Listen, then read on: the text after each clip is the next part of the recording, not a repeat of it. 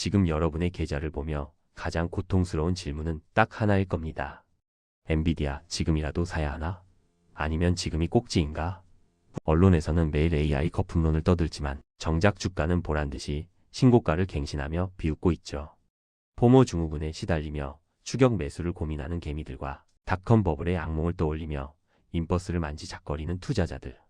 이 혼란 속에서 미래를 선점하기 위한 엔비디아의 진짜 위치를 해부해드립니다. 우리는 지금 단순한 반도체 기업을 보고 있는 게 아닙니다. 산업혁명 당시의 증기기관, 인터넷 시대의 광케이블과 같은 시대의 인프라를 독점하고 있는 괴물을 보고 있는 겁니다. 이 독점이 얼마나 견고한지 그 실체를 낱낱이 파헤쳐 보겠습니다. 단언컨대 오늘 영상을 끝까지 보신다면 엔비디아를 바라보는 관점이 완전히 달라지실 겁니다. 막연한 기대감이 아닌 냉철한 근거를 바탕으로 매수 버튼을 누를지 매도 버튼을 누를지 결정하게 될 것입니다. 시작합니다. 엔비디아를 이해하려면 먼저 그들의 태생적 DNA를 봐야 합니다.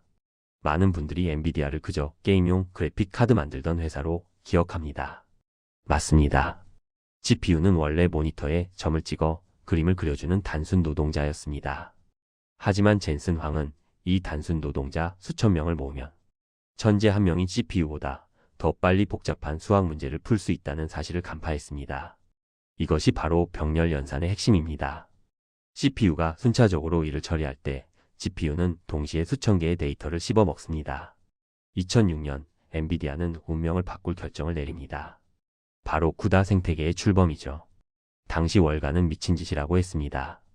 하드웨어 회사가 왜 막대한 돈을 들여 소프트웨어 플랫폼을 만드냐고요. 하지만 이게 바로 지금의 엔비디아를 만든 신의 한 수였습니다. 쿠다는 개발자들이 GPU를 이용해 일반적인 연산을 할 수 있게 해주는 언어입니다. 지난 18년 동안 전 세계의 AI 연구자, 과학자들은 모두 쿠다를 기반으로 연구를 진행했습니다. 즉, AI라는 학문의 공용어가 영어가 아니라 쿠다가 되어버린 겁니다. 경제적 해자라는 말 들어보셨죠? 엔비디아의 해자는 하드웨어 성능이 아닙니다. 바로 이 쿠다라는 소프트웨어 생태계입니다. 경쟁사가 더 빠른 칩을 만들어도 이미 쿠다로 짜여진 수십억 줄의 코드를 하루아침에 바꿀 수 없기에 엔비디아를 쓸 수밖에 없는 겁니다. 자, 이제 숫자를 봅시다. 현재 AI 가속기 시장에서 엔비디아의 점유율은 90%가 넘습니다. 사실상 독점이죠. 주력 제품인 H100 칩 하나 가격이 우리 돈으로 4천만 원이 넘습니다. 그런데도 없어서 못 팝니다. 대기 기간만 6개월이 넘어가죠. 제조업에서 가장 중요한 지표인 매출 총이익률을 볼까요? 일반적인 하드웨어 제조사는 30%만 넘어도 대단하다고 합니다. 애플이 40% 내죠.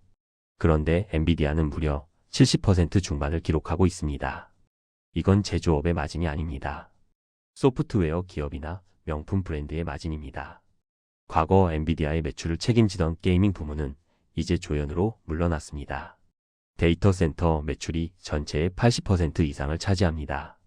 구글, 아마존, 메타, 마이크로소프트. 전 세계 시가총액 최상위 기업들이 엔비디아의 고객이자 엔비디아의 칩을 사기 위해 줄을 서고 있습니다. 이 빅테크 기업들이 실적 발표 때마다 공통적으로 하는 말이 있습니다. AI 인프라 투자를 줄이지 않겠다. 지금 과잉 투자하는 것이 나중에 투자하지 않아서 뒤처지는 것보다 낫다. 이 말은 곧 엔비디아에게는 든든한 보증 수표와도 같습니다. 전형적인 골드러시의 청바지 상인 전략입니다. 누가 AI 서비스로 돈을 벌지는 아직 모릅니다. 챗GPT가 이길지 제미나이가 이길지 알 수 없죠. 하지만 누가 이기든 전쟁을 하려면 엔비디아의 무기가 필요합니다. 승패와 상관없이 돈을 버는 구조, 이것이 엔비디아 투자의 핵심 매력입니다. 엔비디아는 단순히 칩만 파는 게 아닙니다. NVLink-라는 기술을 통해 수백, 수천 개의 GPU를 연결하여 마치 하나의 거대한 슈퍼컴퓨터처럼 작동하게 만듭니다. 칩 하나하나의 성능도 중요하지만 이 연결 속도와 효율성에서 경쟁사들은 엔비디아를 따라잡지 못하고 있습니다.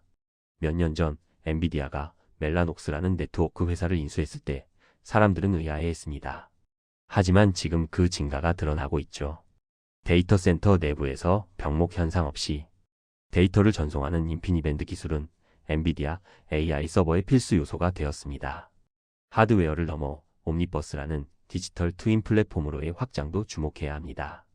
현실 세계의 공장을 그대로 가상 공간에 복제하고 그곳에서 AI 로봇을 훈련시킵니다. BMW, 현대차 같은 제조업 기업들이 이미 이 시스템을 도입하고 있죠. 최근 새로운 트렌드는 소버린 AI입니다. 빅테크 기업뿐만 아니라 국가 차원에서 자체 AI를 구축하려는 움직임입니다. 일본, 프랑스, 중동 국가들이 국가 안보 차원에서 엔비디아의 GPU를 대량으로 사들이고 있습니다. 고객층이 기업에서 국가로 확장되고 있는 겁니다. 물론 리스크가 없는 것은 아닙니다. 경쟁사들의 추격이 거셉니다. AMD의 MI300X, 인텔의 가우디 3가 가성비를 무기로 도전장을 내밀었습니다. 엔비디아 칩이 너무 비싸고 구하기 힘드니 이 정도면 쓸만하다는 틈새 시장을 노리는 전략이죠. 더 큰 위협은 고객사들의 독립입니다. 구글, 아마존, 마이크로소프트 모두 자체 AI 칩을 개발하고 있습니다. 언제까지 엔비디아에 비싼 돈 줄 순 없다는 거죠. 장기적으로 엔비디아 의존도를 낮추려는 이들의 움직임은 엔비디아 주가의 잠재적인 하방 압력입니다. 지정학적 리스크도 무시할 수 없습니다. 미국 정부의 대중국 수출 규제는 엔비디아에게 뼈아픈 타격입니다. 중국은 엔비디아 매출의 20% 이상을 차지하던 큰 시장이었습니다. 규제 우회용 칩을 만들고는 있지만 불확실성은 여전히 존재합니다. 공급망 이슈도 있습니다. 엔비디아 칩은 TSMC의 첨단 패키징 공정인 CoWoS를 통해서만 만들어집니다.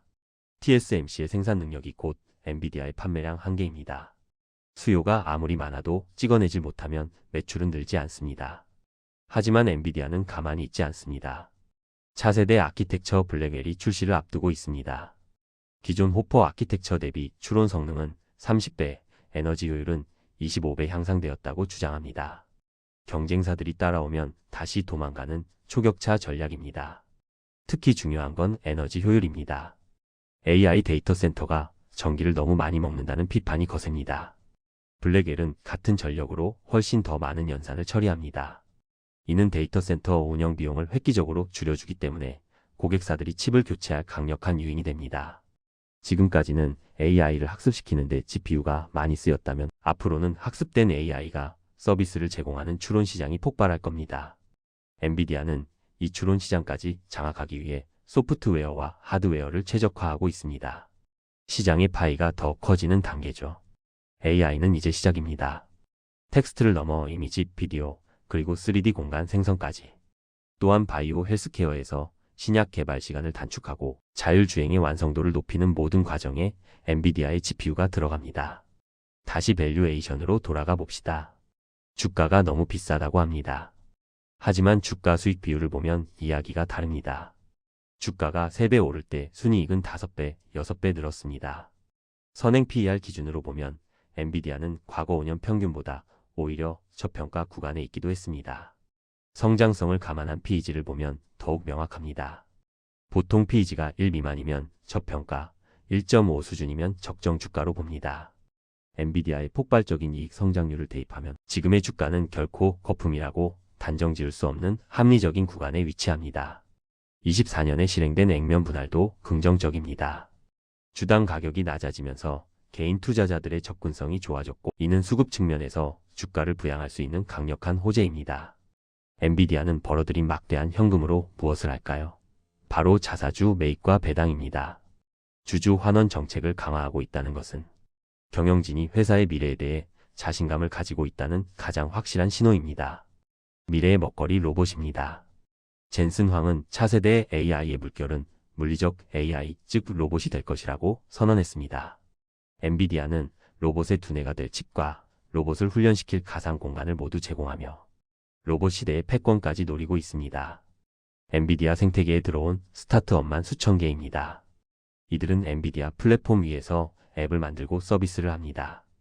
애플이 앱스토어로 모바일 생태계를 장악했듯 엔비디아는 AI 생태계의 플랫폼 기업으로 진화하고 있습니다. 물론 반도체는 사이클 산업입니다. 언젠가 수요가 둔화되는 시점이 올 것입니다. 하지만 이번 AI 사이클은 과거 PC나 스마트폰 사이클과는 다릅니다. 전 산업의 생산성을 근본적으로 바꾸는 슈퍼 사이클일 가능성이 매우 높습니다. 많은 분들이 닷컴 버블 당시의 시스코와 엔비디아를 비교합니다. 하지만 차이점은 실적입니다. 당시 시스코의 PER은 100배가 넘었지만 지금 엔비디아의 선행 PER은 3040배 수준입니다. 실체가 없는 기대감이 아니라 찍히는 숫자가 주가를 받치고 있다는 점이 다릅니다. 그렇다면 지금 어떻게 투자해야 할까요? 몰빵은 위험합니다. 변동성이 매우 큰 종목이기 때문입니다. 하지만 포트폴리오에 엔비디아가 하나도 없다면 시장 수익률을 따라가기 힘들 수 있습니다. 핵심은 비중 조절입니다. 가장 좋은 전략은 역시나 분할 매수입니다. 시장의 노이즈에 흔들리지 않고 엔비디아의 펀더멘털과 AI 시장의 성장성을 믿는다면 주가가 조정받을 때마다 꾸준히 모아가는 것이 승리하는 길입니다. 단기적으로는 다음 분기 실적 발표와 가이던스가 중요합니다. 시장의 기대치가 너무 높아져 있어서 조금만 기대에 못 미쳐도 주가는 출렁일 수 있습니다. 이때를 공포로 받아들일지 기회로 받아들일지는 여러분의 몫입니다. 젠슨왕의 경영 철학인 편집광만이 살아남는다를 기억하세요. 그는 1등의 자리에 안주하지 않고 끊임없이 위기감을 느끼며 혁신합니다. 이것이 엔비디아가 30년 넘게 생존하고 성장한 비결입니다. 우리는 지금 인류 역사상 가장 큰 기술적 변곡점을 지나고 있습니다. 그리고 그 변곡점의 중심에 엔비디아가 있습니다. 단순한 주식 종목이 아니라 미래를 여는 열쇠를 쥐고 있는 기업입니다. 이 회사의 엔지니어들은 지금 이 순간에도 물리적 한계를 뛰어넘기 위해 밤을 새우고 있습니다. 그들의 땀과 기술력이 바로 주가의 원동력입니다.